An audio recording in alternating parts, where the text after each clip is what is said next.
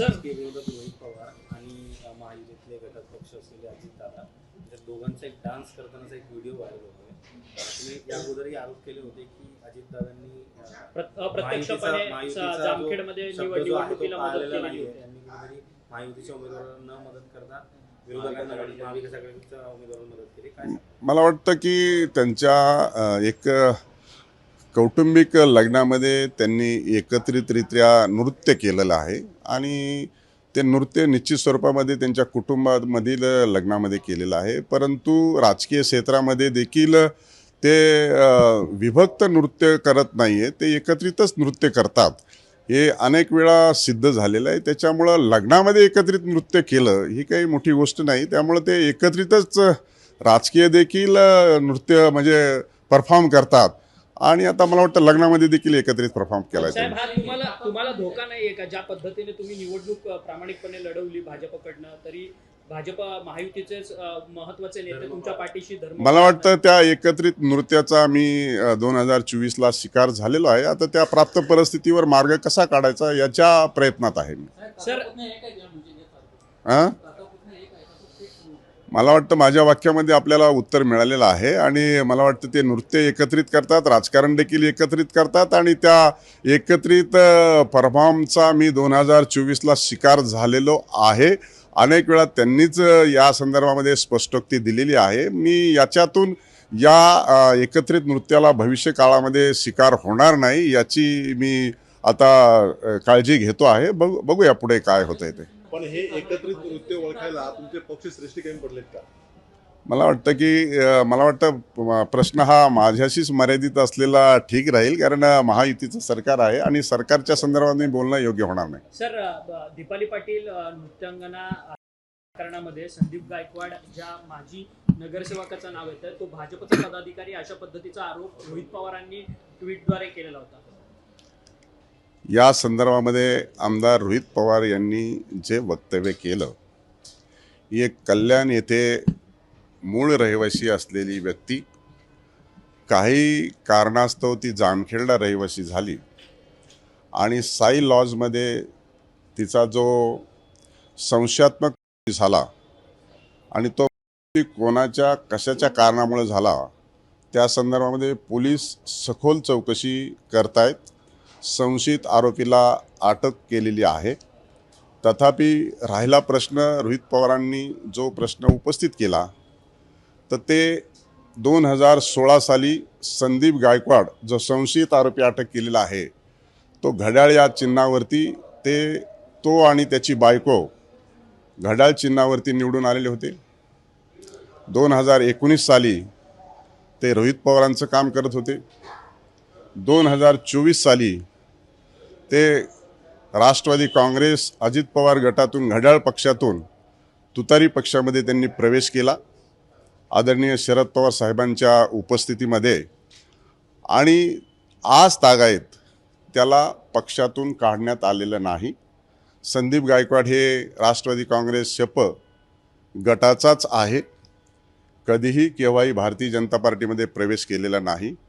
भारतीय जनता पार्टीने या झालेल्या नगरपालिका निवडणुकीमध्ये लता संदीप गायकवाड यांना उमेदवारी दिलेली होती. आरोपी मुख्य संशयित जो आहे तो संदीप गायकवाड आहे, तो राष्ट्रवादीत आहे. उमेदवार ज्या होत्या त्या लता संदीप गायकवाड आहेत आणि त्यामुळं असं दिशाभूल करता कामा नये. मीडियाला देखील आपल्या माध्यमातून माझी विनंती आहे की आमदार रोहित पवार ज्या वेळेस कोणतंही वक्तव्य ट्विट करतात त्याची खातरजमा करणं आवश्यक आहे, पडताळणी करणं आवश्यक आहे. त्यांच्यावरती असे खोटे बिनबुडाचे आणि बेसुमार आरोप केल्याच्या कारणावरून 3-4 वेळा पोलिसामध्ये गुन्हे दाखल झालेले आहेत. एकतर मुंबईमध्ये पोलिसांना अरेरावी केल्याच्या संदर्भामध्ये त्यांचा गुन्हा दाखल झाला आहे. दुसरा, माणिक कोकाटेंचा कथित व्हिडिओ त्यांनी व्हायरल केला, त्या संदर्भामध्ये देखील नाशिक कोर्टाने त्यांना समन जारी केलं आहे. तिसरा, जे अमेरिकेचे अध्यक्ष आहेत डोनाल्ड ट्रम्प, त्यांचं फ्रॉड आधार कार्ड प्रसिद्ध केले त्या संदर्भात त्यांच्यावर गुन्हा दाखल झालेला आहे. चौथा, त्यांनी जो काही ठाणे येथे ज्या जमीन मालकाची बाजू घेऊन बिवलकर ज्यांची बाजू घेतली त्यांनीच त्यांच्यावरती गुन्हा दाखल केलेला आहे. मला वाटतं मीडियाने 1, 2, 3, 4 अशा पद्धतीच्या गुन्हे त्यांच्यावर दाखल झाले असल्यानंतर देखील कोणतीही बातमी प्रसिद्ध करताना जरा खातरजमा करून घेतली पाहिजे, अन्यथा भविष्यामध्ये मीडियाला देखील यासाठी सामोरं जावं लागेल. एवढीच माझी आपल्याला निवेदन आणि सूचक अशी सूचना आहे.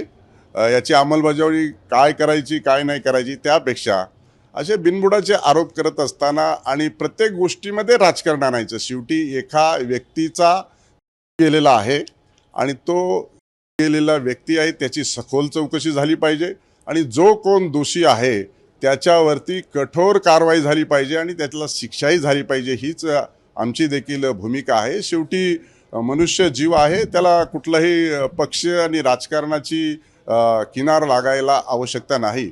आणि म्हणूनसाठी बातम्या प्रसिद्ध करत असताना, सनसनाटी निर्माण करत असताना मीडियाच्या माध्यमातून देखील ही गोष्ट खातरजमा आणि पडताळणी करणं आवश्यक आहे. आणि म्हणून आज तागायत संदीप गायकवाड हा मुख्य आरोपी राष्ट्रवादी काँग्रेस शप गटाचा आहे.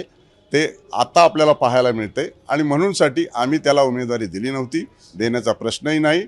आणि म्हणूनसाठी ही गोष्ट शेवटी गेलेला आहे, त्याची चौकशी करण्याच्या संदर्भामध्ये पोलिसांनी कारवाई केली आहे. मला वाटतं आमदार रोहित पवारांच्या बरोबर त्यांचा फोटो देखील आहे. त्याचबरोबर आदरणीय पवारसाहेब देखील व्यासपीठावर असताना त्यांना प्रवेश दिलेला आहे, त्याला त्यांच्या मिसेसला तो देखील फोटो प्रसिद्ध होतो आहे. आणि म्हणून अशा प्रकारची सनसनाटी आणि खोट्या बातम्या प्रसिद्ध करून त्याच्यातून काही प्राप्त होत नाही असं माझं मत आहे. परंतु कोणाला काय करायचं हा ज्याचा त्याचा वैयक्तिक प्रश्न आहे. परंतु मीडियाला मी एवढंच सांगू इच्छितो की खोट्या बातम्या प्रसिद्ध करून त्याच्यातून काही मिळत नाही आणि खोट्या बातम्या प्रसिद्ध करू नये. आणि म्हणून संपूर्ण महाराष्ट्रातल्या घटनेवर एखादा व्यक्ती जर बोलत असेल तर तो बोलणारा व्यक्ती नेमका कोण आहे. आता हे प्रकरण पुतीन, झेलेन्स्की, ट्रम्पवर गेलेलं आहे, त्याच्यामुळं आता जगात काय बोलायला राहिलं नाही. ही भावना आता मीडियामध्ये एखाद्या व्यक्तीविषयी होणं हे चांगलं नाही.